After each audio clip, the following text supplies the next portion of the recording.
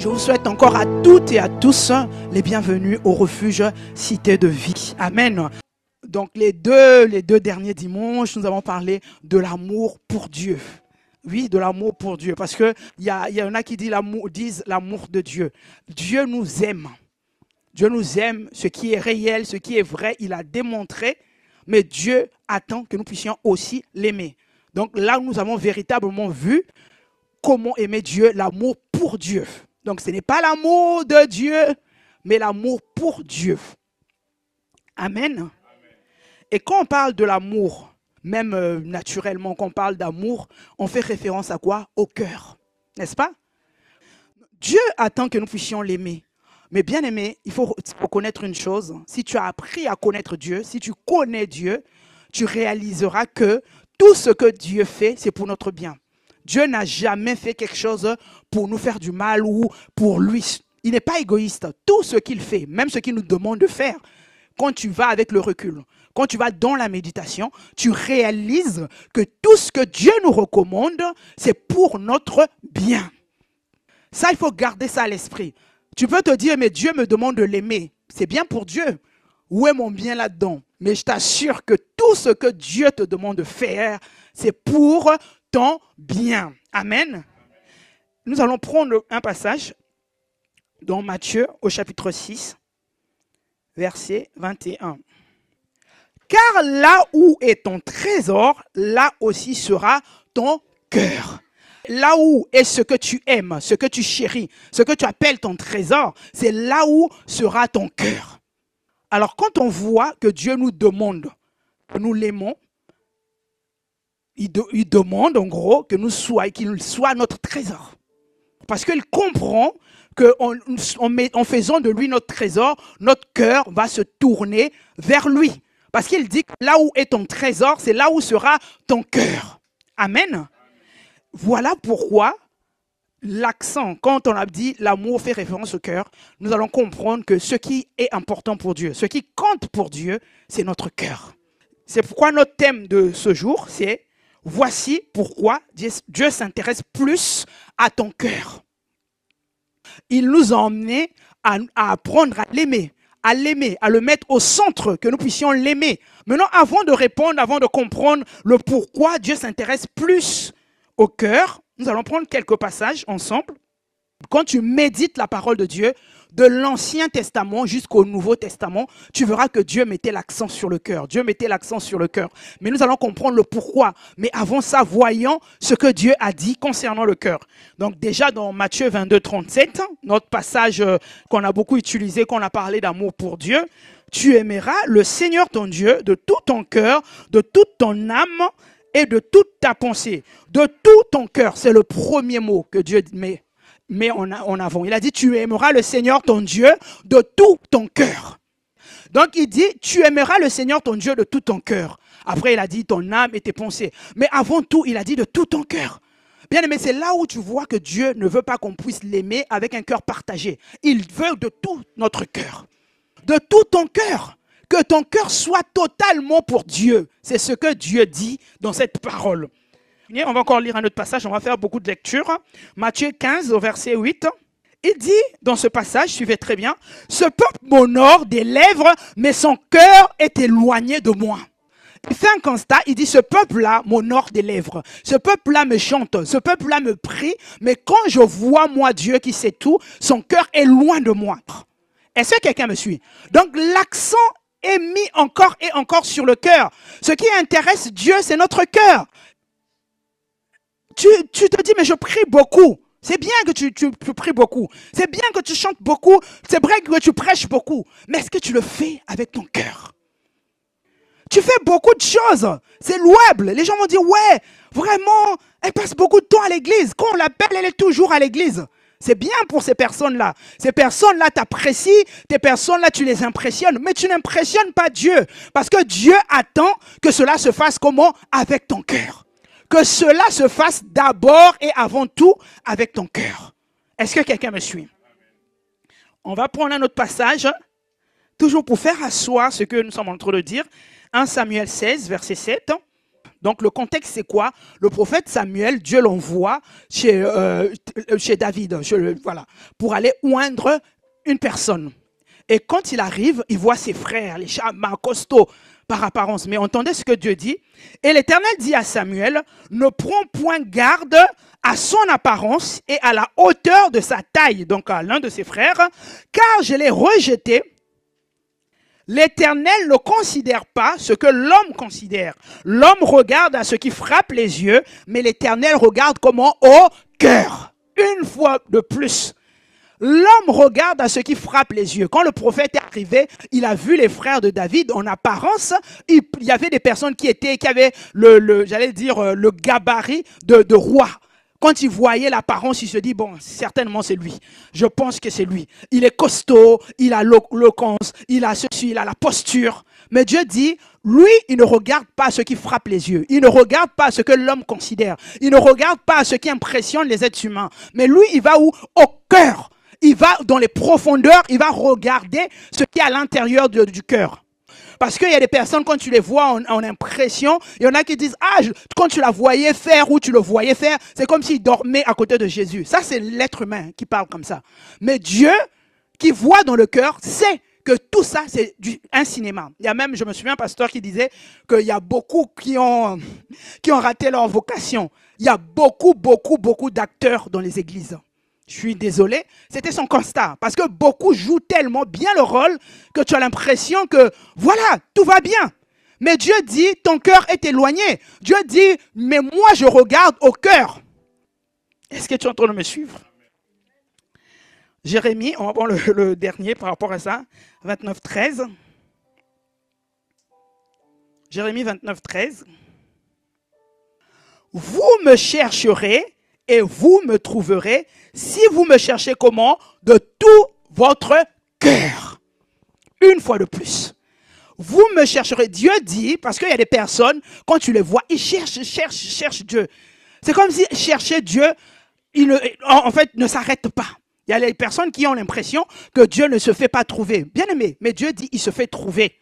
Mais il se fait trouver par qui? Par la personne qui le cherche de tout son cœur. Est-ce que quelqu'un me suit?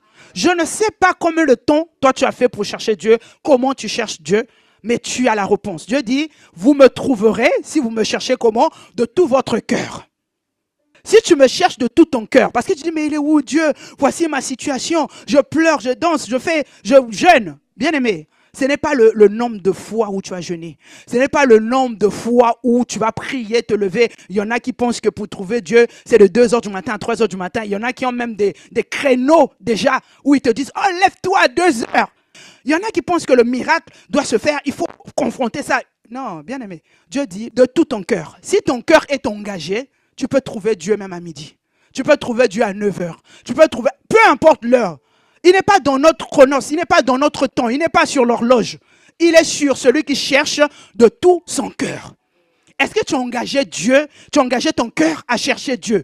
Est-ce que tu as soif? Est-ce que tu veux véritablement rencontrer Dieu? Bien aimé, quel que soit le temps, tu vas le retrouver. S'il le dit, c'est la vérité. Ce n'est pas un nom pour mentir. Il a dit, je me fais trouver à celui qui me cherche comment? Avec son cœur. Donc tu dis, Seigneur, je veux te chercher avec mon cœur. Je veux te trouver. Et je crois, comme tu l'as dit, toi qui veilles sur ta parole pour accomplir ta parole, tu te feras trouver à moi. Parce que tu peux longtemps être dans l'église en train de faire beaucoup de choses, mais tu n'as jamais rencontré Dieu. Le problème, la réponse, tu l'as aujourd'hui.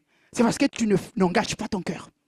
Tu es dans les pratiques de ce qu'on t'a appris. Tu penses qu'en faisant ça, tu vas rencontrer Dieu. Mais non, il faut ton cœur. Parce que surtout les chrétiens nés de nouveau se disent, j'ai déjà Dieu à l'intérieur de mon cœur. Donc, non, bien aimé, oui, le Saint-Esprit est venu habiter à l'intérieur de toi. Mais tu peux être avec le Saint-Esprit en toi et ne pas calculer le Saint-Esprit. Il est en toi, mais vous n'avez aucune relation. Vous n'avez aucun rapport. Vous n'avez aucun contact. Parce que pour toi, c'est fait, c'est un acquis. Dieu, il est là, après ma vie continue. Donc mon cœur est totalement ailleurs, mais j'ai le Saint-Esprit, je n'ai plus besoin. Non, bien aimé, engage ton cœur à chercher Dieu. Est-ce que quelqu'un est en train de me suivre?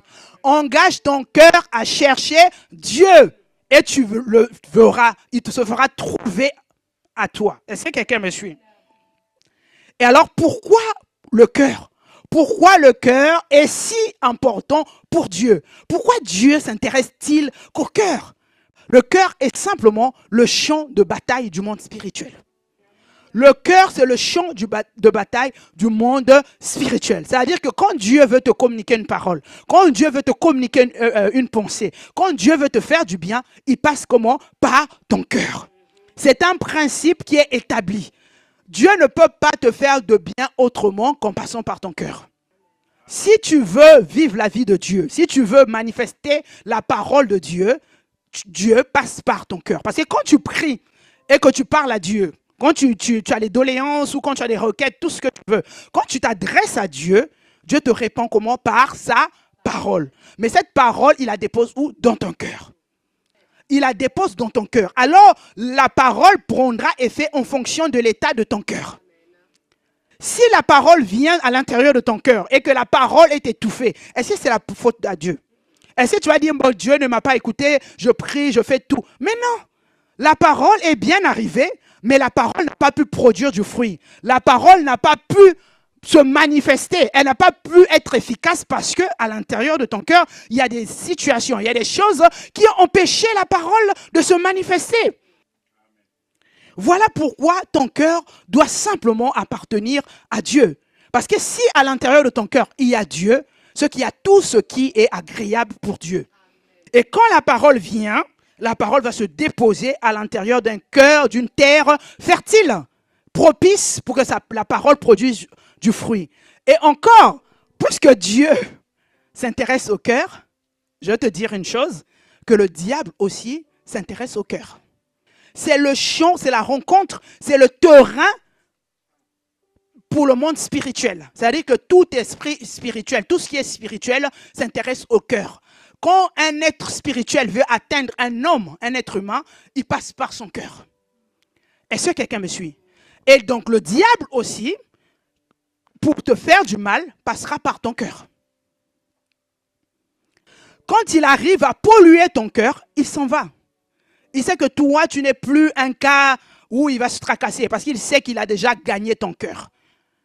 Parce qu'il se dit, bon, j'ai déjà gagné son cœur, il n'y a plus rien à faire. Voilà pourquoi Dieu te demande de garder ton cœur, de préserver ton cœur, bien comme il faut. On va lire dans Romains 6, verset 16. Suivez bien. Ne savez-vous pas qu'en vous livrant à quelqu'un comme esclave, pour lui obéir, vous êtes esclave de celui à qui vous obéissez, soit du péché qui conduit à la mort, soit de l'obéissance qui conduit à la justice. Vous êtes esclave de qui? De celui à qui vous obéissez. C'est simple. En fait, le cœur pour Dieu, le cœur qui appartient à Dieu, c'est le cœur obéissant à Dieu, à la parole de Dieu. C'est ça que ça veut dire.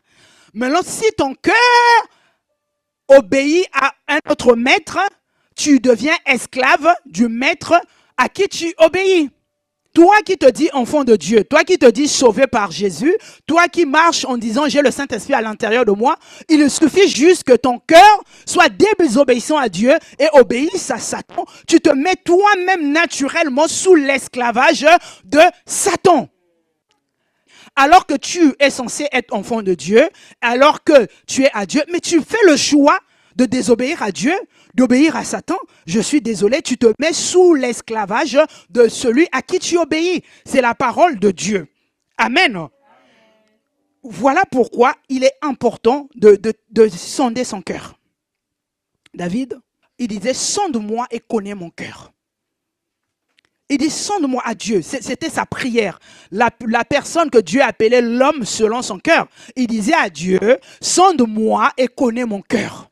Vois si le cœur veut dévier, veut faire quelque chose d'autre, ramène-moi à la raison, au bon chemin. Parce qu'il checkait son cœur. Il sait que par son cœur, Dieu va passer. Par son cœur, tout se fait. Dans le monde spirituel, il n'y a pas un autre élément, c'est le cœur. Il dit, sonde-moi. C'est la prière, bien-aimée, qu'il faut souvent faire. C'est un bilan qu'il faut souvent faire en disant, Seigneur, qu'est-ce que je suis en train de faire? Parce que des fois, on croit être sur le bon chemin. On est convaincu nous-mêmes qu'on fait bien les choses. Mais il faut se mettre devant le Seigneur en disant, sonde-moi. Sonde-moi, connais mon cœur. Vois réellement si je suis en train de faire ce qu'il faut faire. Si je suis sur ta voie ou je suis en train de dévier. Je veux rester obéissant à ta parole. Je veux rester dans ce que tu attends de moi. Je ne veux pas dévier. Même la nature nous enseigne. On sait qu'une personne qui contrôle ton cœur, contrôle ta vie.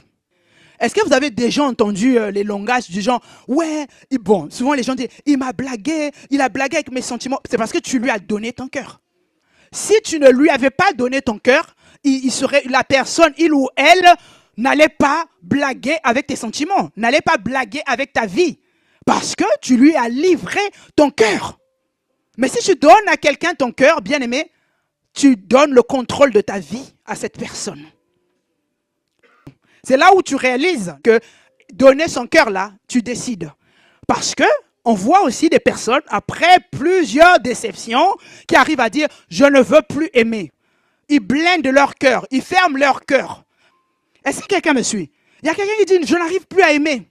Je ne peux plus donner mon cœur à quelqu'un. Ce qu'on a un choix. Et c'est réel, hein? C'est des personnes, tu les vois dures comme pas possible. Et tu cherches, tu creuses. C'est une personne qui a subi. Il a tellement subi des déceptions, il a tellement subi des coups que la personne s'est dit plus jamais je donne mon cœur. C'est là où en restant dans le calme, je me dis mais c'est vrai qu'on nous dit aimer Dieu c'est une décision. Parce qu'une personne qui décide de ne plus ouvrir son cœur à un être humain, y arrive. Jusqu'à ce qu'elle prenne encore la décision de se dire maintenant je peux encore aimer une personne. Et tu verras que les choses vont suivre. Est-ce que quelqu'un me suit? Parce qu'il y en a qui se disent, oui, mais pour Dieu là, comment on fait? On doit prier. Bien aimé, décide. De la même manière que tu peux décider de donner ton cœur à un être humain, tu peux aussi décider de donner ton cœur à Dieu. Décide, fais le choix de dire, je donne mon cœur à Dieu. Amen. On va lire dans Jean 14, 30. Je ne parlerai plus guère avec vous. Ça, c'est le Seigneur Jésus qui parle. Car le prince du monde vient. Il n'a rien à moi. Ça veut dire quoi? Ça veut simplement dire qu'à l'intérieur de mon cœur, il n'y a rien qui appartient au diable. Il n'y a rien qui est à lui. Tant qu'à l'intérieur de mon cœur, il n'y a rien qui puisse lui donner accès. Il vient de la manière dont il est venu, il va repartir. Il ne peut rien me faire parce qu'à l'intérieur de moi, mon cœur appartient entièrement à Dieu. Mon cœur est tourné vers Dieu. J'ai un cœur obéissant complètement et on l'a vu que le Seigneur Jésus, il a été obéissant jusqu'à la mort. Donc son cœur à lui était obéissant entièrement à Dieu. Donc il dit, ok, il vient, mais ça ne m'impressionne pas. Ça ne me fait pas peur. Bien, mais est-ce que toi tu peux dire ça? Que le diable vient, mais je suis tranquille, je suis en paix, parce qu'en moi, il n'y a rien de lui. Est-ce que tu es capable de le dire? Il faut être capable de le dire. En disant, dans mon cœur, je sais qu'il n'y a rien. Parce que le diable, il n'est plus puissant pour les enfants de Dieu. Il a été désarmé, il a été dépouillé. On le sait, nous tous. Mais il reste puissant pour ceux qui gardent des choses qui lui appartiennent. Puisque ces personnes sont ses esclaves, ils lui obéissent. Donc du coup, il a encore le pouvoir de leur faire du mal. J'entendais souvent les dire, oui, un chrétien né de nouveau ne peut pas être possédé. Je te dirais, un chrétien né de nouveau qui vit dans l'obéissance, oui. Mais né de nouveau qui désobéit à la parole peut être possédé.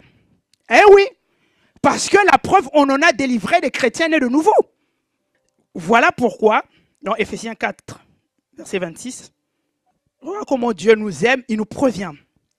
Il dit, si vous vous mettez en colère, ne péchez point, que le soleil ne se couche pas sur votre colère.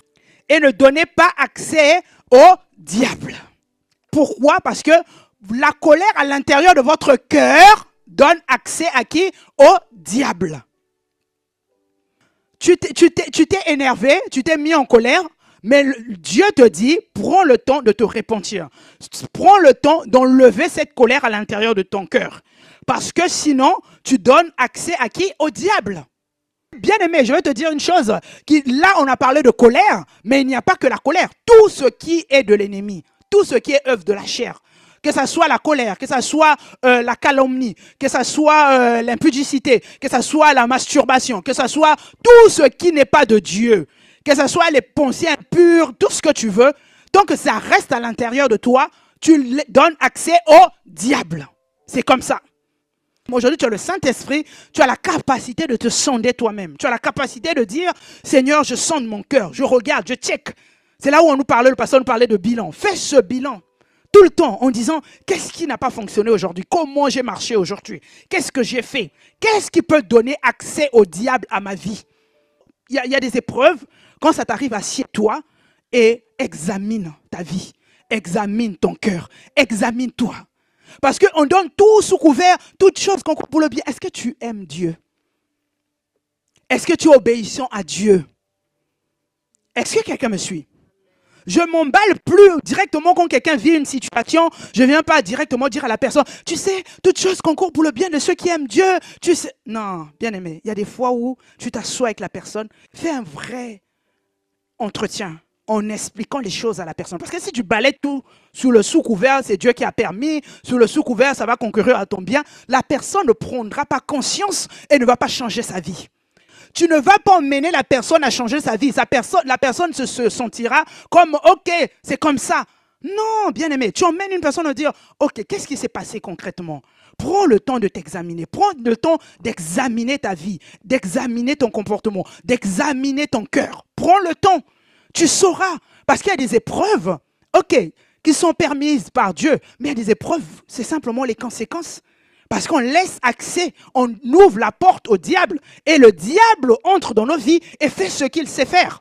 C'est-à-dire qu'il vient dérober, il vient égorger, et il vient détruire. Est-ce que quelqu'un est en train de me suivre?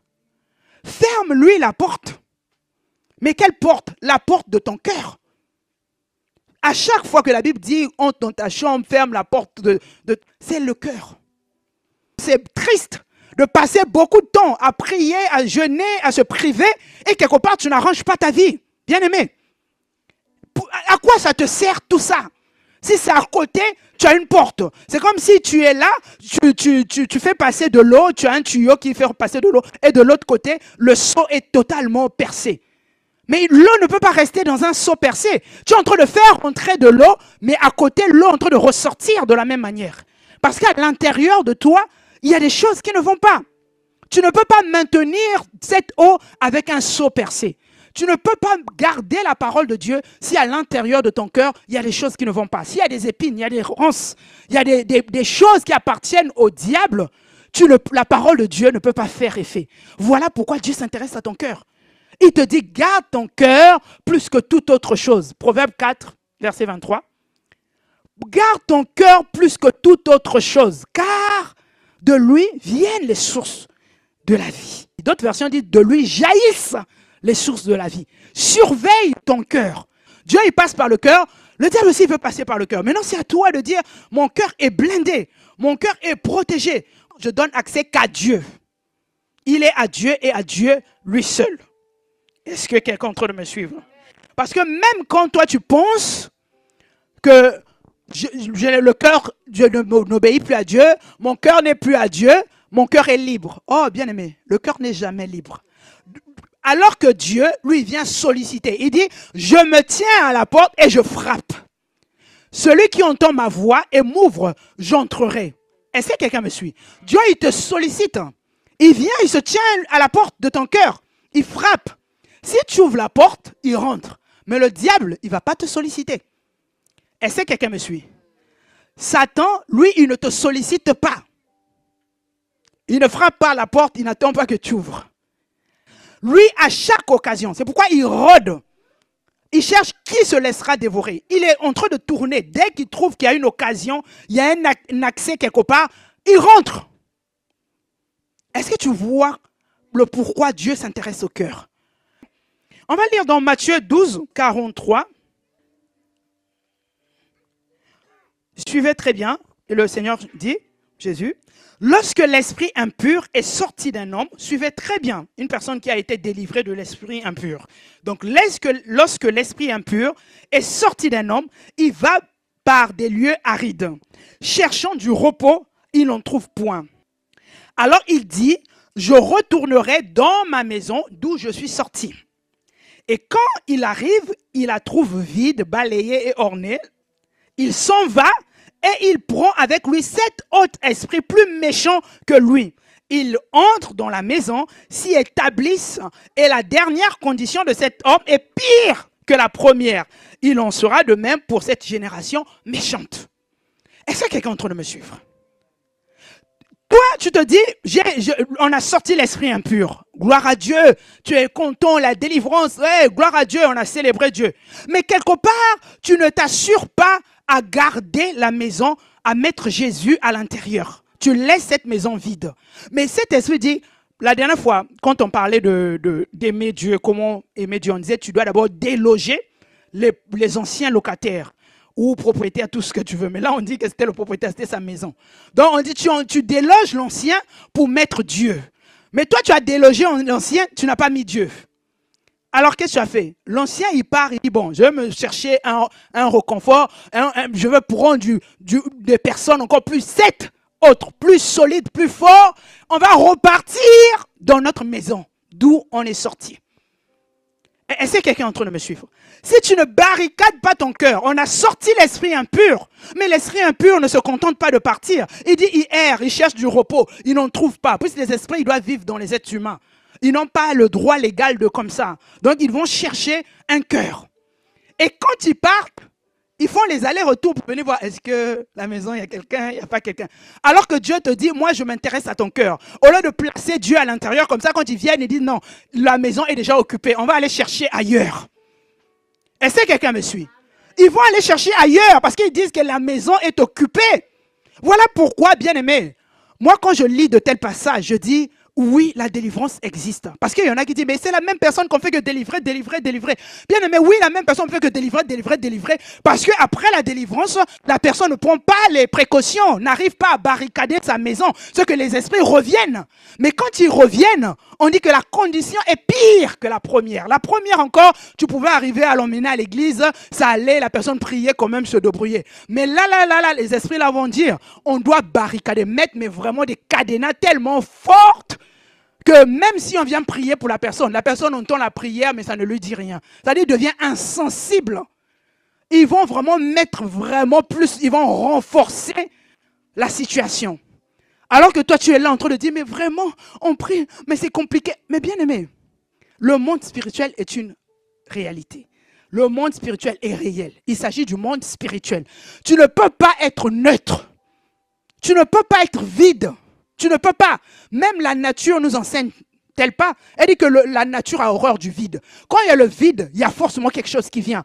Tu ne peux pas laisser une place vide. Tu ne peux pas laisser un cœur vide. Ce n'est pas possible.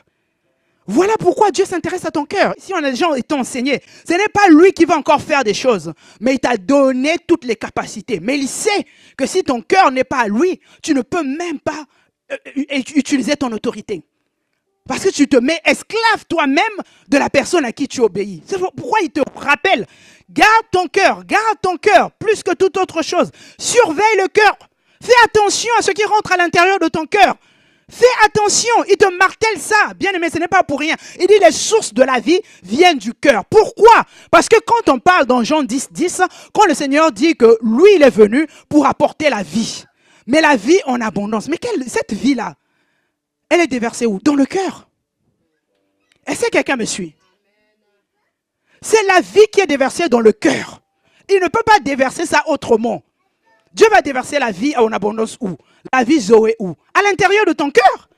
Donc c'est pourquoi il dit, mais garde ton cœur. Fais attention à ce qui est à l'intérieur de toi. Parce que c'est là où moi je veux déverser ma vie. C'est là où la vie doit jaillir. Mais si ton cœur est à plein de choses, s'il y a plein de problèmes, plein de situations, des soucis, qui t'empêchent, empêche ma parole de prendre vie. Comment veux-tu que j'agisse? Parfois quand on engueule Dieu, oui, il y en a qui boudent Dieu, qui disent oui, mais pourquoi, ça fait longtemps que je prie pour ça, on m'a dit déclare la parole, j'ai déclaré matin, midi, soir. Dieu dit, oh, regarde ton cœur. C'est pas moi. Moi, je ne peux plus rien. Moi, je te donne ma parole. C'est cette parole que tu dois s'aimer dans ton cœur. Alors, assure-toi que ton cœur soit en bon état pour que la parole commence se manifeste dans ta vie, pour que tu puisses vivre la parole, pour que tu puisses dire Dieu m'a exaucé. C'est ce qu'on dit souvent. Mais il va t'exaucer comment? En passant par ton cœur. Est-ce que quelqu'un me suit?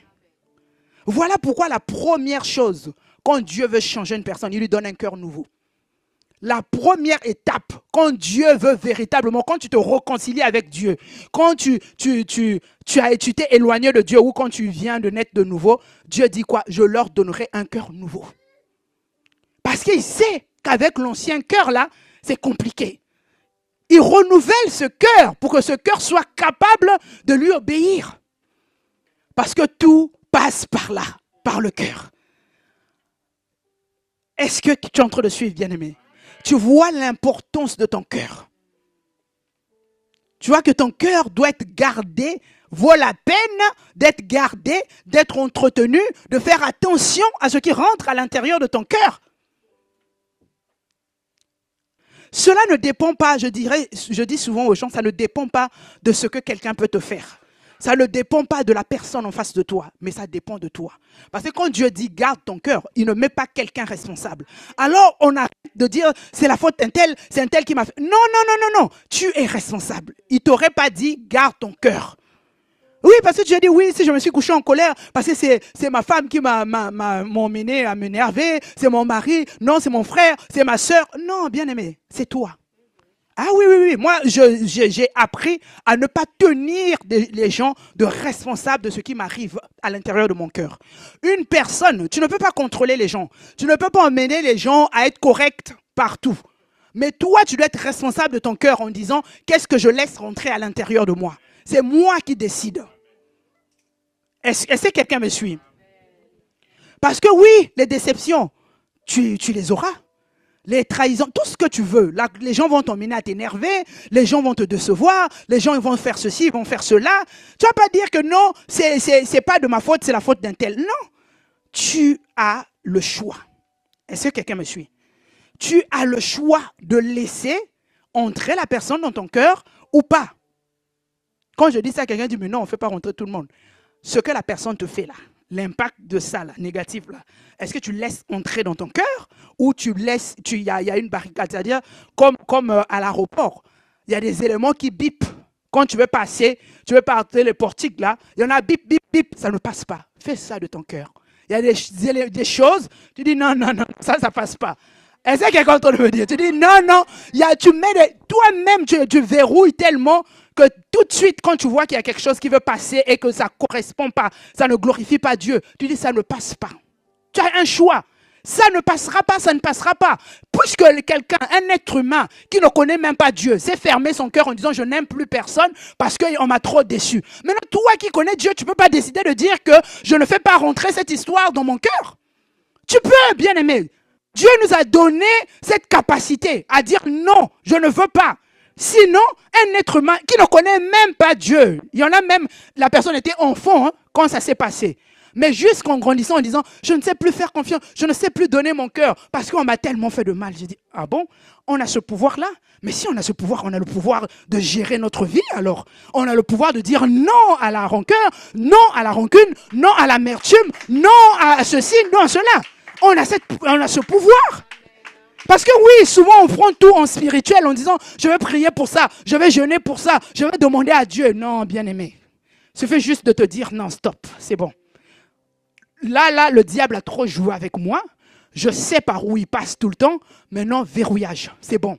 Là, ce cœur-là est à Dieu maintenant. Ce cœur-là appartient à Dieu.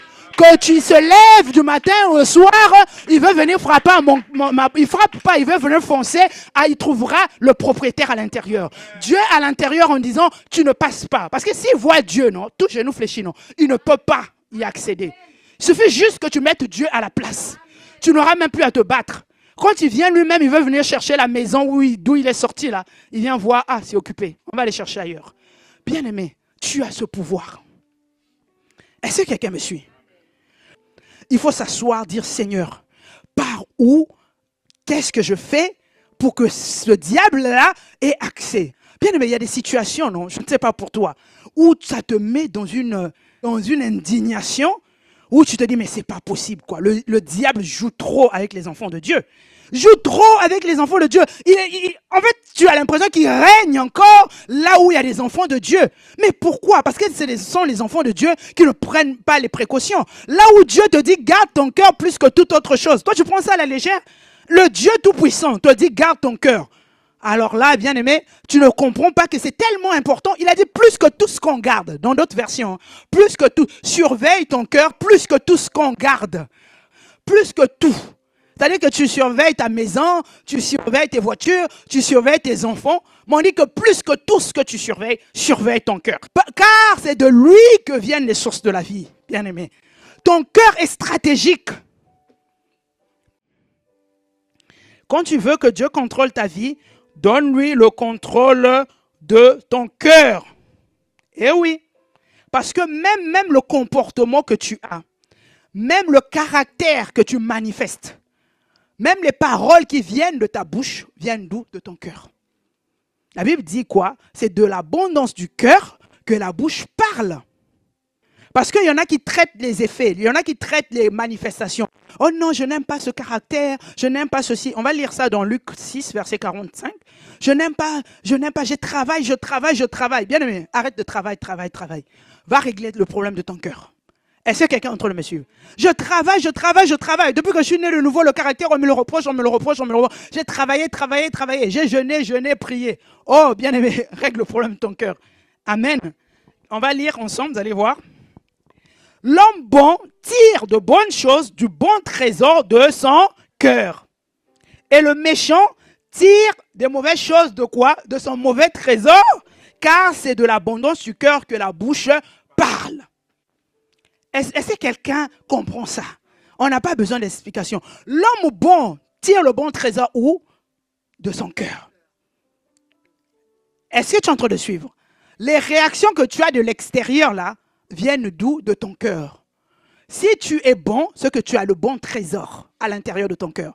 Si tu te comportes mal, si tu agis mal, si tu désobéis à Dieu, c'est que quelque part, tu as le mauvais trésor à l'intérieur de ton cœur. Est-ce que quelqu'un est en train de me suivre? Donc, arrête de travailler. Tu as assez travaillé. Maintenant, on repart à l'essentiel en disant, sonne-moi, connais mon cœur. Va t'asseoir devant le Seigneur en disant, ce cœur-là, le problème du cœur-là, on va le traiter. Est-ce que quelqu'un me suit? On va le traiter. Bien aimé, quand tu viens au Seigneur Jésus, Dieu te donne un cœur nouveau. Ça, c'est la parole qui le dit. Mais Dieu nous a toujours laissé le libre arbitre. Il dit, je mets devant toi le bien et le mal, la vie et la mort. Choisis la vie. Il te dit bien, choisis la vie, mais il ne t'impose pas la vie. Est-ce que quelqu'un est en train de me suivre? Il ne t'impose pas la vie. Le cœur qui appartient à Dieu, c'est le cœur obéissant à Dieu. C'est simplement ça. C'est le cœur obéissant à Dieu. Mais Dieu ne t'impose pas à obéir à sa parole. Dieu te dit, fais le choix d'obéir à ma parole. Mais tu auras toujours le choix. Il dit, choisis la vie. Mais je mets quand même quoi? La vie et la mort devant toi. Je t'encourage à choisir la vie. Mais tu restes responsable de ce que tu vas choisir. Fais le choix de mettre de l'ordre à l'intérieur de ton cœur. Fais le choix de mettre Dieu en premier à l'intérieur de ton cœur. Parce que quand Dieu occupe la place à l'intérieur de ton cœur, bien aimé, personne ne peut avoir accès à ton cœur. Tu seras capable de dire, comme le Seigneur Jésus, que le prince de ce monde arrive, mais il n'a rien en moi. Rien en moi. Il n'a pas dit rien sur moi, mais il n'a rien en moi à l'intérieur de mon cœur. Il n'y a rien de lui. Dans mon cœur là, mon cœur appartient totalement à Dieu. Mon cœur est totalement obéissant à Dieu. Donc il y a Dieu qui réside à l'intérieur de moi. Il n'y a rien, personne. Il n'y a aucun accès au diable. Il va chercher qui va se laisser dévorer. Mais moi là, je ne me laisserai pas dévorer. Pourquoi? J'ai pris mes précautions. Ce n'est pas parce que tu dis plus fort que les autres. Parce qu'il y en a qui déclarent ça plus. Non, ce n'est pas à la qualité de tes déclarations. Ce n'est pas à la force de tes déclarations. Ce n'est pas à ta voix qui porte plus que les autres pendant les prières. Non, mais c'est ton cœur. Tu peux avoir, comme disait le pasteur, une voix fluette. Au nom de Jésus, au nom de Jésus. Mais comme tu sais qu'à l'intérieur de toi, il il y a le Saint-Esprit, il y a Dieu qui règne, que ton cœur est occupé par le Tout-Puissant. Même si ta voix est fluette, au nom de Jésus, au nom de... Mais je t'assure que tu auras la manifestation. Mais quand tu veux, oui, au nom de Jésus. Mais est-ce que tu t'as assuré que ton cœur, il n'y a pas de fissure, il n'y a pas quelque chose qui va donner accès au diable par ton cœur? Est-ce que tu t'es assuré? C'est ça le plus important. Tout ce que tu demandes à Dieu, Dieu est capable de le faire. Quand tu parles, dès que tu as même parlé, il envoie sa parole pour solutionner ton problème. Mais malheureusement, parfois la parole tombe sur un mauvais cœur. Et ce qu'on appelle les mauvaises terres. Est-ce que quelqu'un me suit? Et quand c'est le cas, bien aimé, il ne faut pas donner la faute à Dieu. Hein. C'est la faute de Dieu. Oui, Dieu ne m'écoute pas. Dieu ne me fait pas ça. Non, ce n'est pas Dieu. Il faut maintenant dire quel est l'état de mon cœur. C'est la bonne question. Même avant de mettre toutes les épreuves sous couvert, c'est Dieu qui a permis. Il y a des épreuves, examine d'abord. Prends le temps de te dire, ah, ça là, ça m'arrive pourquoi? Qu'est-ce qui s'est passé? Qu'est-ce qui se passe à l'intérieur de mon cœur? Quelle est cette action que j'ai eu à poser? Quel est cet acte qui m'emmène, qui a emmené ça? Parce que c'est le diable qui a eu le contrôle sur moi. C'est le diable à qui j'ai donné accès. C'est le diable qui a emmené cette poubelle. C'est le diable qui a emmené ce désordre. Mais il est passé par où? Parce que si tu ne sais pas, ça c'est un autre enseignement, si tu ne sais pas discerner le type d'épreuve que tu vis, tu ne sauras pas faire face. Parce que s'il s'agit du diable, toi tu vas dire c'est Dieu qui permet toutes choses concourent pour le bien. Non, bien aimé, il y a des situations où tu dis au nom de Jésus. Parce que tu sais que c'est le diable. Mais tu commences par quoi? Régler le problème du cœur. Tu commences par dire, bon, maintenant si je le chasse, il faut que je m'assure que s'il revient, la maison n'est pas vide. On est d'accord? Parce que tu peux te délivrer. Tu peux prendre la décision de dire, l'esprit que je vois là, je le chasse. Parce qu'au début, bien aimé, il y a quelque chose qui se passe. Au début, tu te dis, oh, c'est juste une mauvaise habitude. Oh, juste un petit ceci et un petit cela. Au début, c'était une mauvaise habitude. Mais après, il y a un esprit qui vient s'asseoir. Pourquoi? Pour consolider ce que tu as commencé à faire. C'est là où toi-même, tu commences à te dire, oh, mais au début, c'était une mauvaise habitude. Mais aujourd'hui, là, ça fait partie de toi. C'est devenu ton naturel.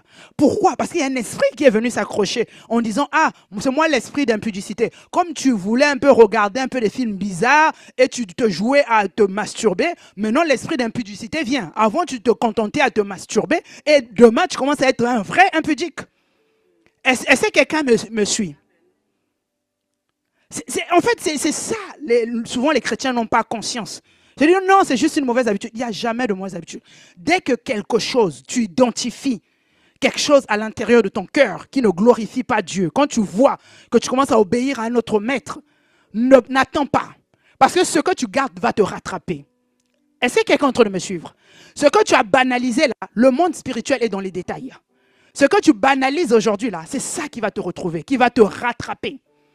Il y a un passage dans la Bible, je n'ai pas donné ça, qui dit ton péché te rattrapera. En fait, ce que tu es en train de faire là, où toi tu banalises, tu te dis, oh non, c'est rien, je ne sais pas si je peux trouver. Mais je t'assure, tu dis c'est rien, mais c'est ça qui va te rattraper, bien aimé. Ce que tu as banalisé, les détails que tu disais, oh c'est juste une négligence, c'est juste oh une petite séduction, oh non c'est juste un petit vol, oh oui je prends juste un stylo. Juste le petit là qui va emmener plus grand. Est-ce que quelqu'un est en train de me suivre? Et ne vous en faites pas. Hein. Le diable, c'est quelqu'un, non? Il prend son temps. Quand tu as commencé là, tu dis, oh, j'attends le bon moment. Toi-même, tu te dis, oh, on ne fait rien, il ne fait rien. Mais je t'assure que le jour où il va sortir le dossier, toi, tu te dis, ah, oh, c'est cette chose que j'avais banalisée. Oui. Parce que si tu l'avais traité au début, tu ne serais pas arrivé là. Est-ce que quelqu'un est en train de me suivre? Ce que tu négliges là, c'est ce qui va te rattraper. Mais si vous ne faites pas ainsi, vous péchez contre l'Éternel. Sachez que votre péché vous atteindra. Bon, ça c'est la version l'a dit, vous atteindra. Mais c'est ça. C'est ça. Ce que tu prends comme un petit péché, comme c'est pas trop grave. Oh, il n'y a rien de mal. Oh, personne ne me voit. C'est ça que Dieu va mettre à nu un jour. Donc, il faut vraiment faire attention à son cœur. Est-ce que quelqu'un est en train de comprendre pourquoi Dieu s'intéresse au cœur? Dieu s'intéresse au cœur parce qu'il veut ton bien. Parce qu'il sait que la meilleure manière de te préserver, c'est avoir le contrôle de ton cœur. La meilleure manière pour que tu vives sa vie, il faut qu'il soit dans ton cœur. il faut que ton cœur soit à lui. Il faut qu'il occupe la place qu'il faut dans ton cœur. Est-ce que quelqu'un me suit? Tu veux que la parole de Dieu, vive la parole de Dieu, manifester la vie de Dieu, vive cette vie dont on parle, vie Zoé, vie en abondance qui brise les chaînes de la mort. Mais cette vie n'est possible qu'avec un cœur qui appartient à Dieu. Cette vie, tu ne peux la manifester que si ton cœur est tourné vers Dieu. Si ton cœur appartient entièrement à Dieu. Alors quand Dieu te dit, aime le Seigneur ton Dieu de tout ton cœur, bien aimé, prends conscience que c'est important qu'il passe avant tout. Amen. Est-ce que nous pouvons encore acclamer le Seigneur pour sa parole?